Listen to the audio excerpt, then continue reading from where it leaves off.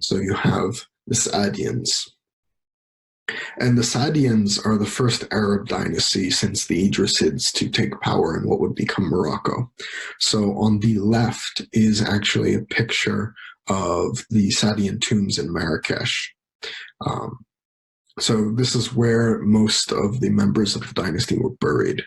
So the Saadians essentially move their power base to Marrakesh.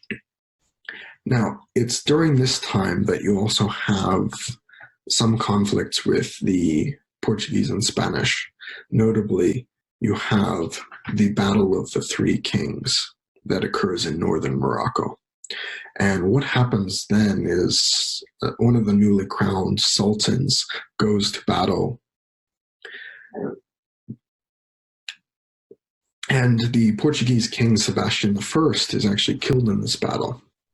And he didn't have any heirs, so it starts this succession crisis back in Portugal, which ends up resulting that Spain capitalizes on this to form the Iberian Union,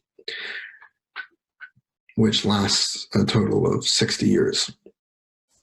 But the reason I mention this is because Portuguese and Spanish intervention and attempted invasions of Morocco will continue on.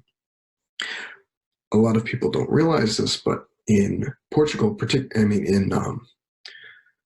in Morocco, there are various cities that were under the control of the Portuguese, Jadida, Agadir being some of them, as well as the city of Ceuta, which today is a Spanish enclave.